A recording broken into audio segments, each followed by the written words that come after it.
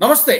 CPI general secretary D రాజా మోదీ సర్కార్‌పై చాలా తీవ్రమైనటువంటి ఆరోపణలు చేశారు. అదేంటంటే నక్సల్ ముక్త్ భారత్ అంటున్నారు. ఇది సరైనటువంటి పద్ధతి కాదు. గతంలో కాంగ్రెస్ ముక్త్ భారత్ అన్నారు. భవిష్యత్తులో కమ్యూనిస్టులు ముక్త్ భారత్ అని కూడా అంటారేమో. ఇది ఎక్కడికి పోతోందంటూ ఆయన ఆవేదన వ్యక్తం చేస్తూ మాట్లాడుతున్నారు. ఈ అంశాన్ని గురించి కాస్త విశ్లేషించేటువంటి ప్రయత్నం చేద్దాం. నాతో ఈ డిస్కషన్‌లో జాయిన్ అవుతున్నారు రాజకీయ విశ్లేషకులు మురళీ మనోహర్ గారు. నమస్తే అండి. మురళి గారు నమస్తే. నమస్తే రాజు గారు. డి రాజా గారు మాట్లాడుతున్నారు. బీజేపీని, ఆర్ఎస్ఎస్‌ని ఈ దేశం నుంచి మనం పవర్‌లో నుంచి తీయకపోతే భారతదేశాన్ని, రాజ్యాంగాన్ని కాపాడుకోలేం. ముందు వాళ్ళని తొలగించాలంటూ మాట్లాడుతున్నారు. ముందు మీ స్పందన ఏంటి అసలు? ఆయన ఒకటేమో ఆర్ఎస్ఎస్, బీజేపీ పైన అక్కసు వెలుగక్కుతున్నారు. తర్వాత చాలా కైండ్ వర్డ్స్ సింపథెటిక్‌గా మాట్లాడుతున్నారు నక్సల్స్ పైన. పైగా నుంచి ఆర్ఎస్ఎస్, బీజేపీ ఉంటే రాజ్యాంగానికి ఇది థ్రెట్ అవుతుంది అని కూడా మాట్లాడుతున్నారు. చాలా వింత భంగం కలుగుతుంది, రాజ్యాంగం ఇదవుతుంది కనుక తొలగిస్తే ఆర్ఎస్ఎస్ ను తొలగించాలి ఈ దేశం నుంచి, బీజేపీని తొలగించాలి అంటే నక్సల్స్ ను ఉండాలి. వాళ్ళు చాలా చట్టబద్ధంగా ఉంటున్నారు, రాజ్యాంగబద్ధంగా ఉంటున్నారు. అంబేద్కర్ మహాశయుడు ఇచ్చినటువంటి రాజ్యానికి కట్టుబడే వాళ్ళు తుపాకీ పట్టుకున్నారు.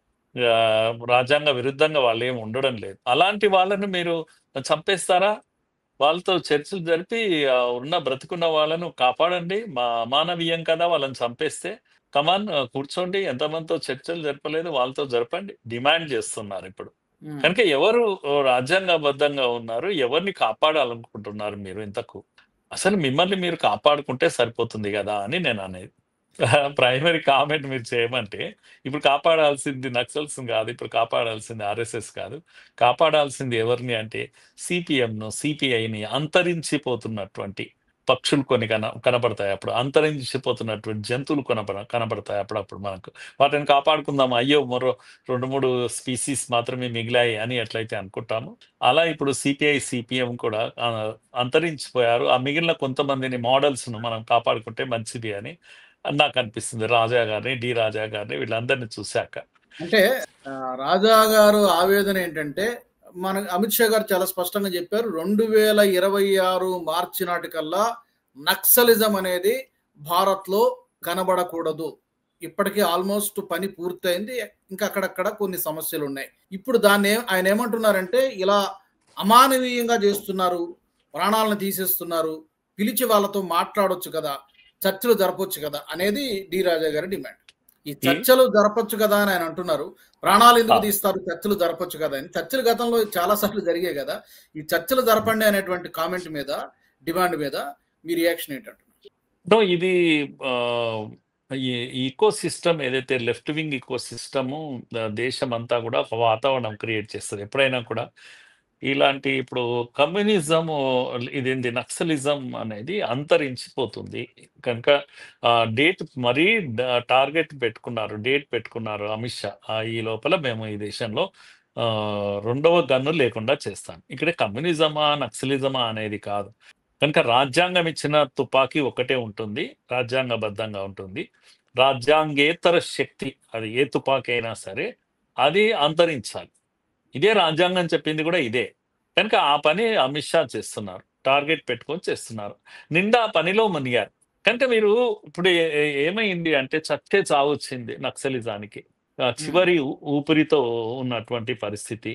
కనుక ఇక మిగిలిన కొంతమంది అయినా కాపాడుకోవాలి. అయ్యో మళ్ళా రేపు టైం వచ్చినప్పుడు, ఇది వచ్చినప్పుడు, కాంగ్రెస్ ప్రభుత్వం వచ్చినప్పుడు మళ్ళా పూర్వ వైభవం ఒకటి మనం తెచ్చుకుందాము అనేది వాళ్ళకు ఉన్నటువంటి సమస్య. మొన్ననే మనము వేణుగోపాల్ ఆయన అన్నారు కదా, అభయ్ అనేటువంటి పేరు మీద ఒక లెటర్ బయటికి వచ్చింది. సో ఆ లెటర్ ఏమని అడుగుతుందంటే, మీరు చర్చలకు మమ్మల్ని పిలవండి, మేము రెడీగా ఉన్నాము, సీజ్ ఫైర్ మీరు ప్రకటించండి, మేము తుపాకులు మేము కూడా సీజ్ ఫైర్ చేస్తాము, పక్కన పెడతాము, నెల రోజులు మాకు సమయం ఇవ్వండి, ఇస్తే మేము మా కాంట్రాక్ట్ చేసుకొని మా సోదరులతోటి ఇతరులతోటి చర్చలకు కూర్చోవచ్చు అని. అయితే వాళ్ళే ఏమంటాము, ఒక అందరం కలిసి చేసిన నిర్ణయం కాదు. వాళ్ళు ఏమంటున్నారు అంటే, ఈ నెల రోజుల సమయం దేని కొరకు అంటే మాట్లాడుకోవడానికి, ఏది చర్చలు కంటిన్యూ చేయాలన్నా లేదా అని. అంతవరకు సీజ్ ఫైర్ ప్రకటించండి, ఎందుకు సీజ్ ఫైర్ ఇది వ్యూహంలో భాగం కాదని ఎందుకు అనుకోకూడదు? గత అనుభవాలన్నీ ఇవే చెప్తున్నాయి గదా! కనుక ఇప్పుడు ఏంది అంటే అది మావోయిస్ట్‌లైనా డైరెక్ట్‌గా అర్బన్ నక్సలైట్‌లైనా లేపోతే ఈ so called left wing groups అందరూ కూడా ఇప్పుడు దేశవ్యాప్తంగా ఒక పెద్ద ఎత్తున ఒక ప్రచారం వెరీ డేంజరస్ క్యాంపెయిన్ ఒకటి చేయడం ప్రారంభించేశారు.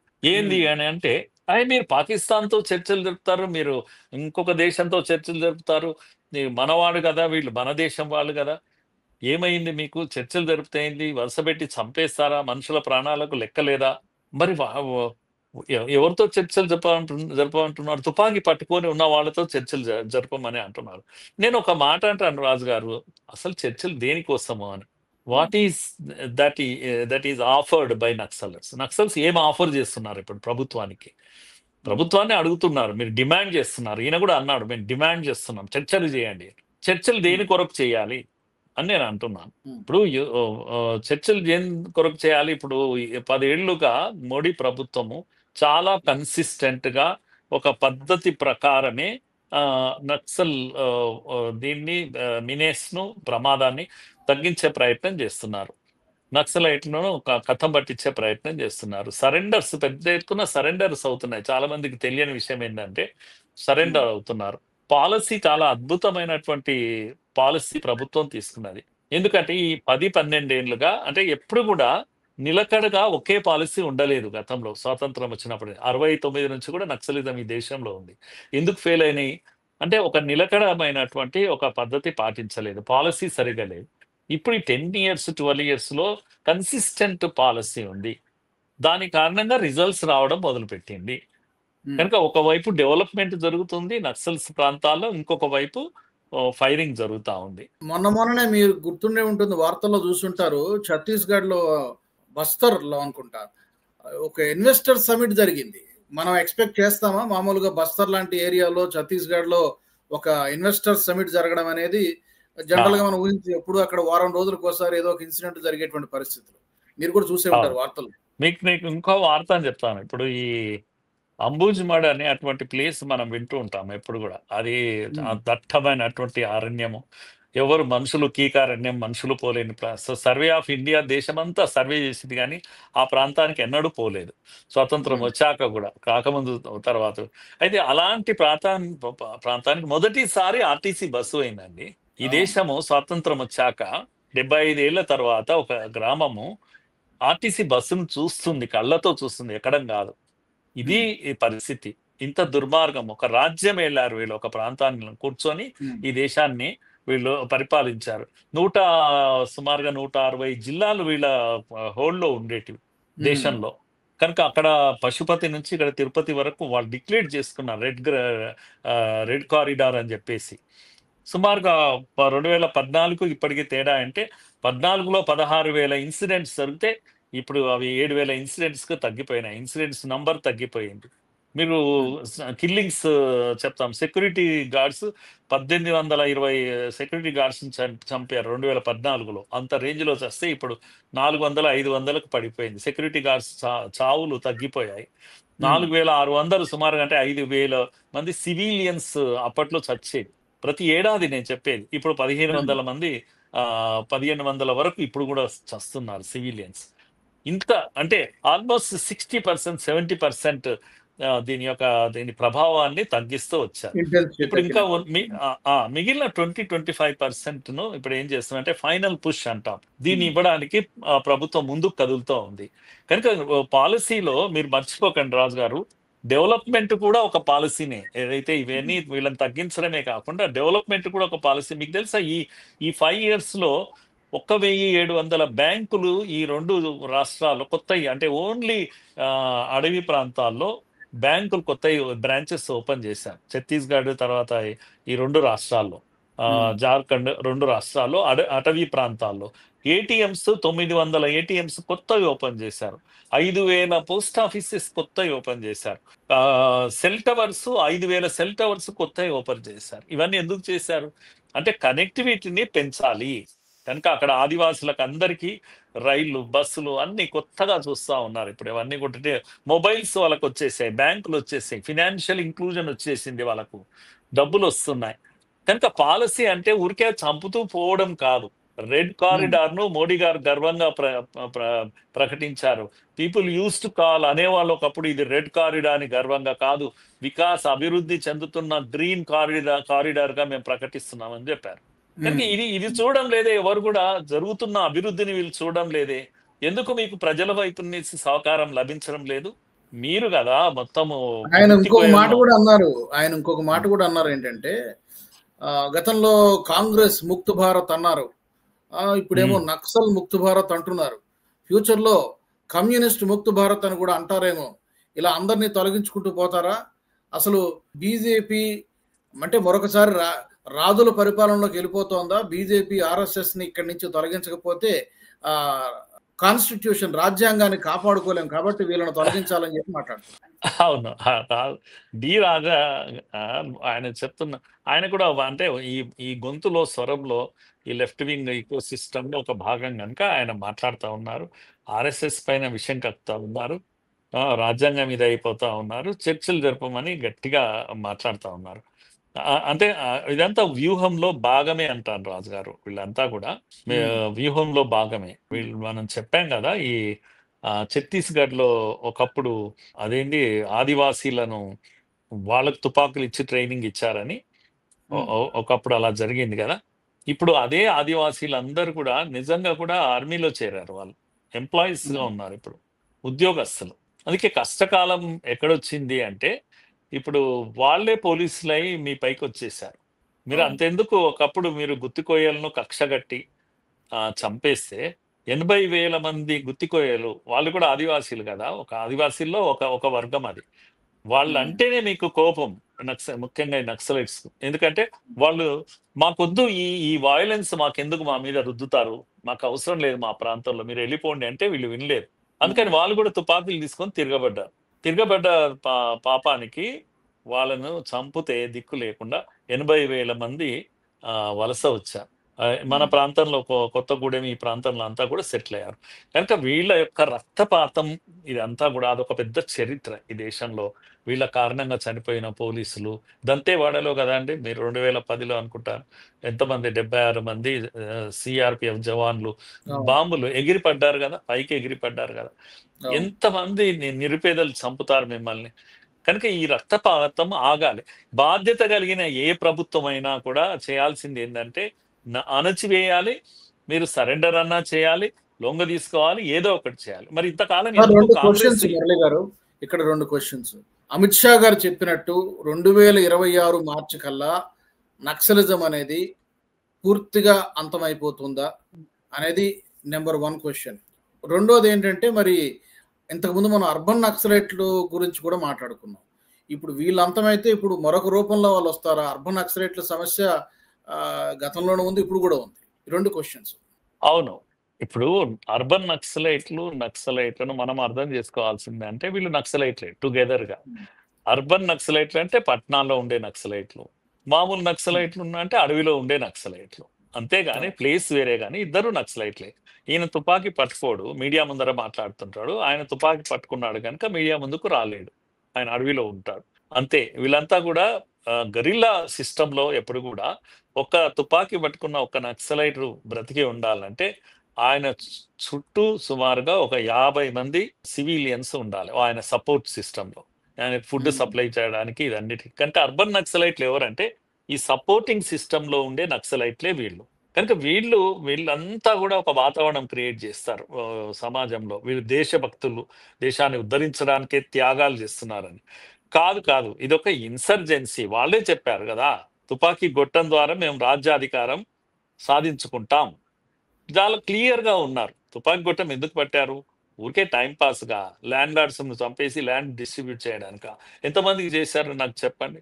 ఎంతమందికి ల్యాండ్ డిస్ట్రిబ్యూట్ చేశారు? ఎంతమంది ల్యాండ్ లార్డ్స్ చంపారు? పేదోడనే కదా మీరు చంపింది, రాగ్యా నాయకుని కదా మీరు చంపింది, సోము కిలారి లాంటి ఆదివాసీలను కదా మీరు చంపింది.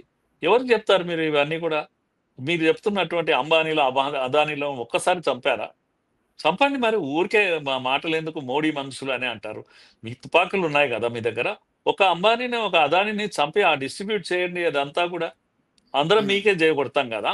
కనుక ఇది రాజ్యాంగ విరుద్ధమైనటువంటి చర్య ఇది. కనుక ప్రభుత్వాలు ఏం చేయాలి? దీన్ని అణచివేయాలి.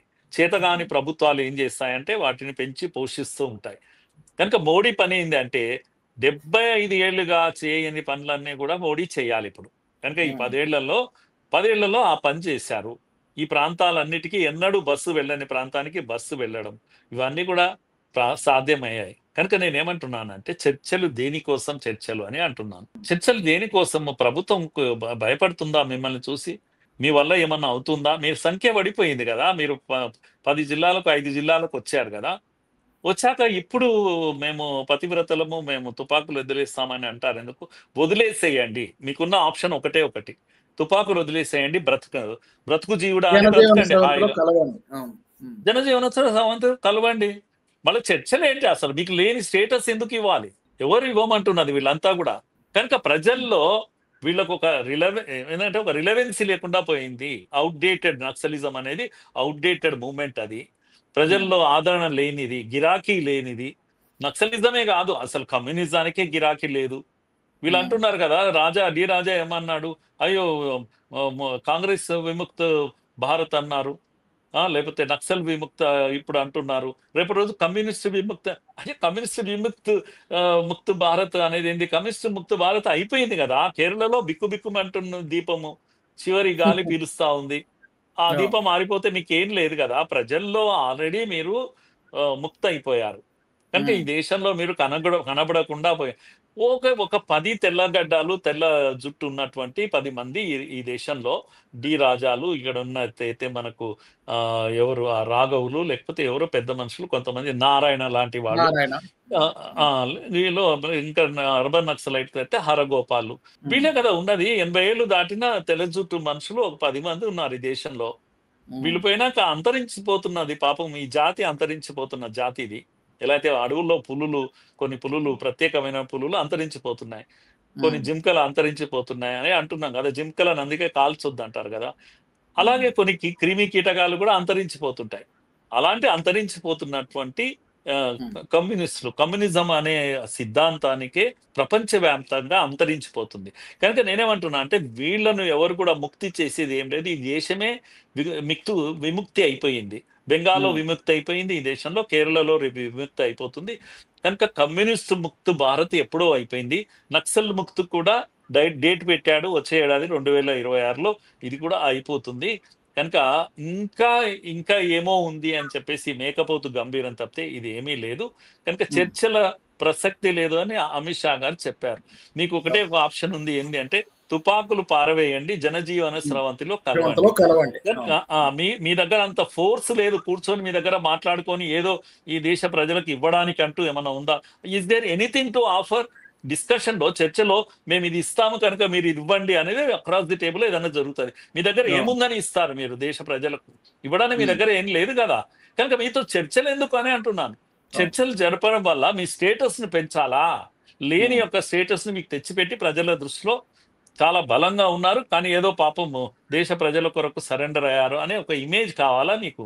కనుక డి రాజా దగ్గర నుంచి ఆయన సిద్ధాంతము వీళ్ళంతా కూడా అవుట్డేటెడ్. కనుక ఈ యొక్క స్టేట్మెంట్స్ కానీ వీటిని అంత వాల్యూ చేయాల్సినటువంటి పని లేదని అనిపిస్తుంది రాజు గారు. ఓకే మురళి గారు, చూద్దాం మరి మీరు అన్నట్టుగా ఈ మార్చి లోపల పూర్తిగా దీన్ని అంతం చేయగలుగుతారా, లేకపోతే ఇంకా ఎక్కడైనా అక్కడక్కడ అవశేషాలు ఉంటాయా? ఇప్పటికే చాలా వరకు చేయగలిగింది కేంద్ర ప్రభుత్వం, అమిత్ షా గారు. మన ప్రేక్షకులను కూడా అడుగుదాం మరి. మీ చర్చలో పాల్గొన్నందుకు ధన్యవాదాలు sir. Thank you very much. Thank you అండి. Thank you. మా ప్రేక్షకులు కూడా మరి డి రాజా గారి కామెంట్స్ ని ఏ కోణంలో మీరు చూస్తున్నారు? బీజేపీని అంతం చేయాలి, లేకపోతే ఆర్ఎస్ఎస్ ని అంతం చేయాలి, లేకపోతే రాజ్యాంగాన్ని కాపాడలేమని చెప్పి ఆయన మాట్లాడుతున్నటువంటి మాటలు, నక్సల్స్ తో చర్చలు జరపాలని చేస్తున్నటువంటి స్టేట్మెంట్స్ ని మీరు ఎలా చూస్తున్నారు?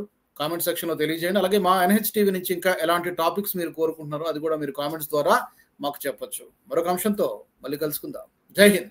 ఈ వీడియో మీకు నచ్చినట్టయితే లైక్ చేయండి, 10 మందికి షేర్ చేయండి. అలాగే కామెంట్ల రూపంలో మీ అభిప్రాయాలను మాతో పంచుకోండి. Nationalist hub group of channels ను సబ్స్క్రైబ్ చేసుకుని తెలుగునాట జాతీయవాద జర్నలిజాన్ని ప్రోత్సహించండి. ఈ వీడియో కింద ఉన్న బెల్ ఐకాన్ పై క్లిక్ చేయడం మర్చిపోవద్దు.